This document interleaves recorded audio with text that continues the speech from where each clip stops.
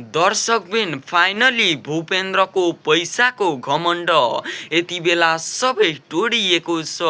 भूपेन्द्रको दाजुले भने यति बेला भूपेन्द्रलाई उनको हैसियत देखाइदिएका छन्। हो दर्शकबिन यति बेला भूपेन्द्र भने करोडपतिबाट रोडपतिमा झरेका छन्। यति बेला भूपेन्द्रसँग न त घर न त गाडी न त पैसा न त सम्पत्ति हुँदा उनीसँग यति बेला आफ्नी श्रीमती भुन्टी समेत साथमा छैनिन्।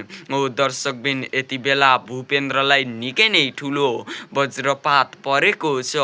हुन त भूपेन्द्रको दाजुले भुन्टीलाई आफूसँगै मिलाएर राखेको भए भूपेन्द्रलाई यस्तो गराउने थिएनन् होला। तर भूपेन्द्रले आफूसँग पैसा छ धन सम्पत्ति छ भन्दै भुन्टीलाई घमण्ड देखाएको र त्यस्तै सोझी निर्दोष भुन्टीलाई अनेकौं आरोप लगाएर छोड्न थालेको र अर्कैसँग विवाह गर्न थालेको देखिसकेपछि भूपेन्द्रको दाजुले भने यति बेला भूपेन्द्रलाई यस्तो अवस्थामा पुर्याएका छन्।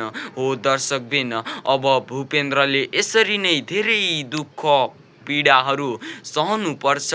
भूपेन्द्रले भुन्टीले भन्दा पनि अझ धेरै दुःख पीडा सहनुपर्छ र अब भुन्टी भने धनी भएर भूपेन्द्रलाई देखाउनुपर्छ भन्ने चाहनुहुन्छ भने हाम्रो यस च्यानललाई सब्स्क्राइब गर्न भने अवश्य पनि नभुल्नुहोला है त। हो दर्शकबिन पछिल्लो समयमा जे जस्तो देखेका छौँ तपाईँ हामीले त्यसरी नै आउँदा भागहरूमा पनि भुन्टीले सुख पाएको हेर्नुपर्छ र भूपेन्द्रलाई भुन्टीले कदापि पनि साथ दिनु हुँदैन र भूपेन्द्रले अझै आउँदा भागहरूमा पनि यसरी नै धेरै दुःख पाउनुपर्छ र भूपेन्द्रको सारा सम्पत्ति भूपेन्द्रको दाजुले लिनुपर्छ र भूपेन्द्र रोडमा उत्रिनुपर्छ भन्ने चाहनुहुन्छ भने हाम्रो यस भिडियोलाई एक लाइक गर्न भने अवश्य पनि नभुल्नुहोला भन्दै आजको लागि यति नै। भेटौँला अर्को नयाँ भिडियोमा,